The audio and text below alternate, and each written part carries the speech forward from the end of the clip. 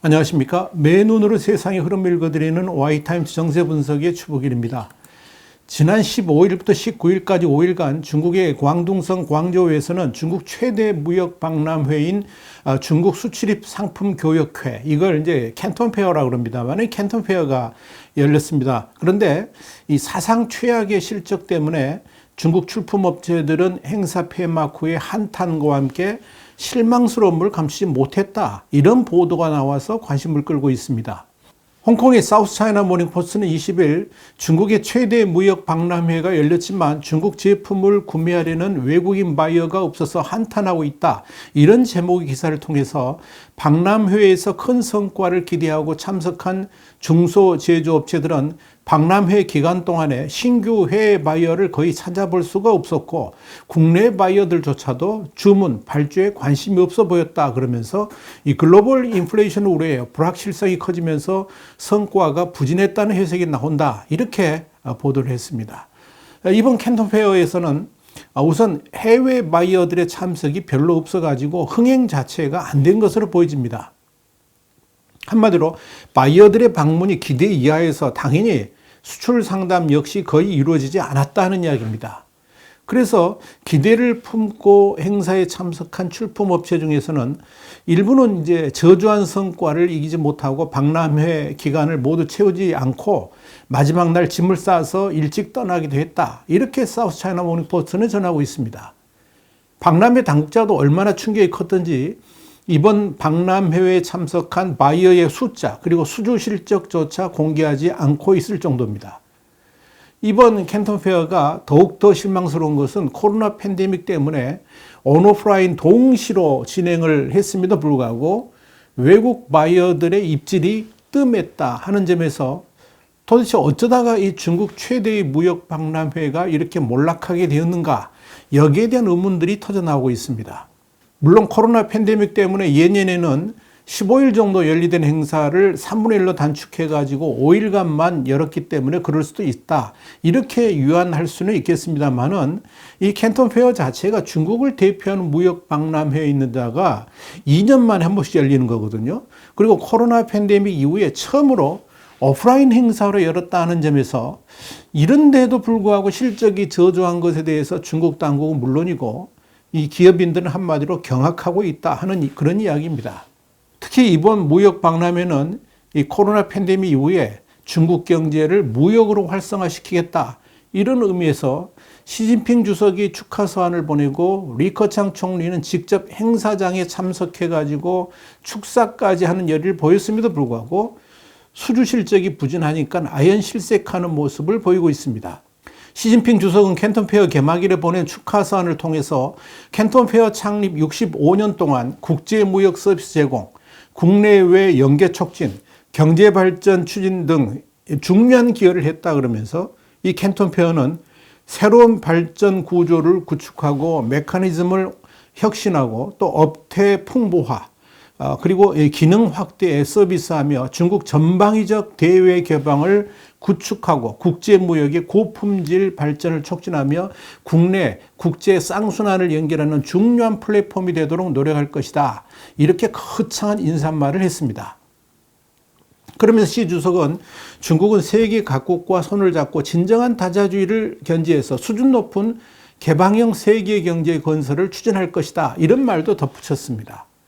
리커창 총리도 개막식에 직접 참석을 해가지고 연설했는데요. 중국 시장이 앞으로도 외국 기업 투자에 비옥한 토양이 되도록 할 것이라 그러면서 개혁 개방은 중국의 기본 정책이고 중국 발전을 추진하는 기본 동력이라고 말을 했습니다. 그러니까 시진핑 주석도 그렇고 리커창 총리 역시 최근에 중국식 사회주의 추진에 대한 외국의 우려가 높아지고 특히 이 쌍순환이라든지 공동부유 같은 것들이 중국 경제의 대외 개방성을 약화시킬 수 있다, 이런 외부의 우려가 있었기 때문에 이걸 감안해 가지고 적극적으로 이 경제의 개방성을 강조했습니다만은 그런 중국 지도부의 노력이 전혀 먹히지 않고 있다는 점에서 이 중국의 미래 전망을 어둡게 하고 있습니다. 왜 이렇게 중국 최대의 무역 박람회인 캔톤 페어가 이렇게 참혹한 결과를 낳게 되었을까요? 우선 중국 제품에 대한 호감도가 급락했다는 점을 들 수 있을 겁니다. 미국과 중국 간의 무역 충돌로 인해 가지고 중국에 대한 이미지가 급격하게 나빠진 상황에서 이 중국 제품에 대한 불매 운동 또는 제품에 대한 불신까지 퍼지면서 중국 제품에 대한 선호도가 급격하게 추락했다는 겁니다. 그렇다고 가격이 과거와 같이 터무니없이 싸가지고 가격이 갖는 메리트가 있는 것도 아닙니다. 중국 기업 입장에서는 과거와 같이 대륙의 실수라고 말할 정도의 상상도 할 수 없는 낮은 가격대 수출 자체가 불가능해졌습니다. 중국 내 생산에 너무나도 많은 압박들이 존재하기 때문에 그런 거죠. 사우스차이나 모닝포스트는 광둥성에 본사를 둔 전기제품 제조업체인 헬렌보의 관계자의 말을 인용해서 이렇게 보도를 했습니다. 생산자 물가 상승에 따라서 이익이 크게 낮아지고 있다 그러면서 올해 회사의 수출은 지난해와 비슷한 수준이지만 이 원자재 가격 상승과 물류 비용 증가로 이익이 상당히 감소했다라고 전했습니다. 실제 지난달 중국의 생산자 물가지수 그러니까 PPI 상승률은 통계 집계 시작 이후에 가장 높은 수준인 10.7%를 기록했습니다. 반면에 소비자 물가지수 CPI 상승률은 0.7%입니다. 그러니까 이 PPI하고 CPI의 격차가 최대로 벌어진 겁니다. 그럼에도 이 생산 원가 상승분을 소비자에게 전가할 수 없는 상황이기 때문에 중국의 중소기업들의 이윤 축소는 불가피하다는 겁니다. 헬렌보 관계자는 중국의 전력난도 문제라고 그러면서 이는 많은 중국 중소기업 수출 제조업체들에게 압력을 가중시킬 것이라고 했습니다. 그러면서 인플레이션 우려가 커진 가운데 신규 주문을 받기도 조심스러운 상황이라 그러면서 해외 주문이 요청돼도 이 높은 이윤을 기대할 수 있는 상황이 아니다라고 덧붙였습니다. 그럼에도 국내 판매에서의 이익 감소를 수출을 통해서 만회를 해보려고 했습니다만 이제는 해외에서 중국 제품에 대해서 거리두기를 하게 되면서 그런 영향이 이번 캔톤 페어로 나타난 것이 아닌가 이렇게 보여집니다. 문제는 해외 바이어들의 중국 제품에 대한 손절 때문에 이 중국 기업들이 받게 될 피해입니다. 사우스차이나 모닝포스트는 아무리 국내 바이어들이 중국 내 물건을 팔아준다 할지라도 기존에 박람회를 지배했던 외국의 바이어들을 대체할 수는 없다 그랬습니다. 그러면서 국내 판매는 사실 그렇게 수익이 많지 않지만 해외로의 수출은 아주 이익이 높았다라고 말을 한 겁니다. 이 헬렌보 회사의 전기제품 역시 그동안의 중국 내 제품 판매 비중은 불과 20%밖에 안 됐고요. 해외 매출이 무려 80%를 차지했기 때문에 수출 중심의 기업 운영을 해왔던 겁니다. 그런데 이번 캔톤 페어의 저조한 실적에 크게 실망을 하고 있는 것으로 보입니다.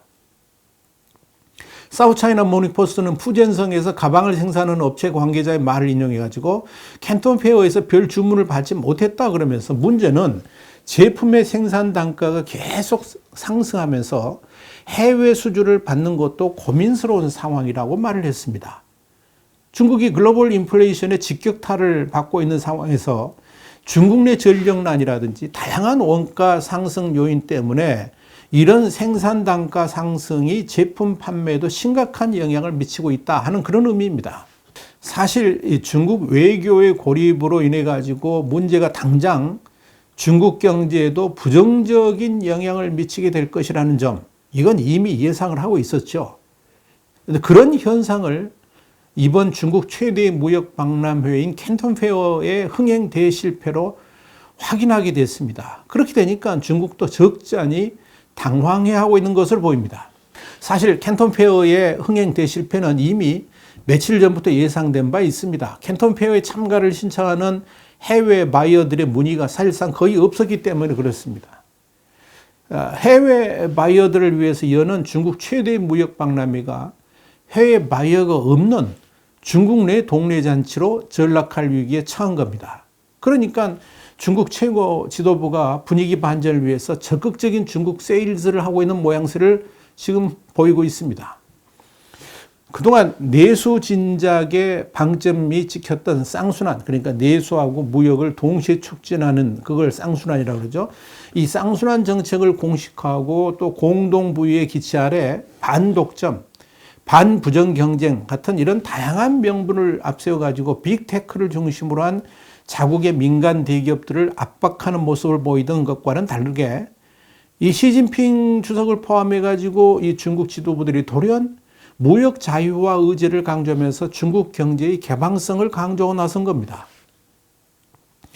시진핑 주석은 14일 제2차 UN 글로벌 지속 가능 교통대회 개막식 영상 연설에서 중국이 더 높은 수준의 개방형 경제의 새 체제를 구축하는 방향은 변하지 않을 것이라 그러면서 무역 및 투자 자유화와 편리화를 추진하겠다는 의지는 변할 수 없다라고 밝혔습니다.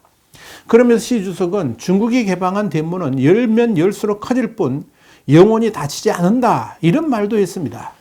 이건 사실 지금 중국이 시행하고 있는 폐쇄적 경제정책 방향과는 완전히 다른 목소리죠. 사실상 일구이연하고 있다고 봐도 무방할 정도입니다. 리커창 총리 역시 앞에서 제가 말씀드렸습니다만 캔톤 페어 개막식에서 뭐라고 그랬습니까? 중국 시장이 앞으로도 외국 기업 투자에 비옥한 토양이 되도록 할 것이라 그러면서 개혁 개방은 중국의 기본 정책이고 중국 발전을 추진하는 기본 동력이라고 말을 했지 않습니까? 그런데 이 역시 지금의 정책과는 그러니까 중국의 정책 추진 방향하고는 전혀 다른 소리이기 때문에 그저 공허하게만 들립니다. 중국은 이와 함께 EU와의 끊어진 무역 협상 재개 그리고 EU와의 관계 증진을 위해서 또다시 손을 내밀었습니다. 왕훈타오 상무부장은 우리나라 이제 장관급이죠. 지난 19일 조르그 푸트케 유럽연합 상공회의소 회장을 만나서 중국은 글로벌 경제를 향해서 적극적으로 시장을 개방하고 있고 EU의 기업들에게 더 많은 투자 기회를 제공하게 될 것이라 그러면서 유럽연합이 중국 시장 진출에 더욱 적극적인 역할을 해줄 것을 당부를 했습니다. 사우스차이나 모닝포스트는 21일 이 같은 사실을 전하면서 중국이 추진하는 개방의 문은 더욱 활짝 열릴 것이기 때문에 EU의 해외 투자 종착지로서 중국을 활용해 줄 것을 당부했다. 이렇게 보도를 한 겁니다. 그러니까 중국 최고 지도부가 전방위적으로 나서가지고 중국의 경제적 고립을 탈피하려고 하는 몸부림을 치고 있다라고 볼 수가 있을 겁니다. 그러나 시진핑의 3년임을 앞둔 중국이 마오쩌둥 시대로의 회귀를 통해서 공산당 지배체제 강화를 내세우고 있고 공동부유론이라는 기치 아래 반독점법, 네트워크 보안법, 노동자 보호법 이런 걸 들고 나와서 플랫폼 기업들을 옥죄는 상황 아닙니까? 이런 상황에서 중국 경제의 기반 자체를 뒤흔들고 있는데 중국 경제의 미래를 긍정적으로 전망할 수 없기 때문에 당연히 이 글로벌 경제 주체들이 중국을 향해서 등을 돌리게 되는 것 여러분 다 알고 계시지 않습니까? 이건 그냥 추정으로 나온 게 아니고 실제로요. 시진핑의 공산당 체제 리스크로 인해 가지고 빅테크 기업들의 주가가 40에서 80%나 폭락하면서 이 글로벌 투자자들이 엄청난 손실을 봤습니다. 이건 팩트입니다. 결국 시진핑의 공동부유론이 애꿎은 미국 투자자들을 잡은 셈입니다.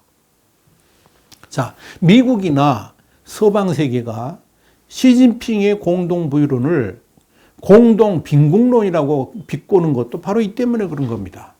이런 기본적인 정책은 그대로 두고 중국 지도부들이 아무리 입에 발린 소리를 해봤자 글로벌 시장을 설득할 수도 없을 것이고 오히려 중국 정부에 대한 불신감만 키우게 될 겁니다. 결국 시진핑 3년임을 향한 장기 집권 욕심이 중국 경제도 박살내고 있고 덩달아 세계 경제까지 주름살을 만드는 부정적 결과를 불러오고 있는 겁니다. 자, 오늘의 정세 분석은 중국이 최대 무역 박람회 캔톤 페어를 열었지만 결과가 너무나도 참담해가지고 중국 지도부부터 기업들까지 당황해하고 있다. 이 소식을 전해드렸습니다. 다음 시간에 다시 뵙겠습니다. 감사합니다.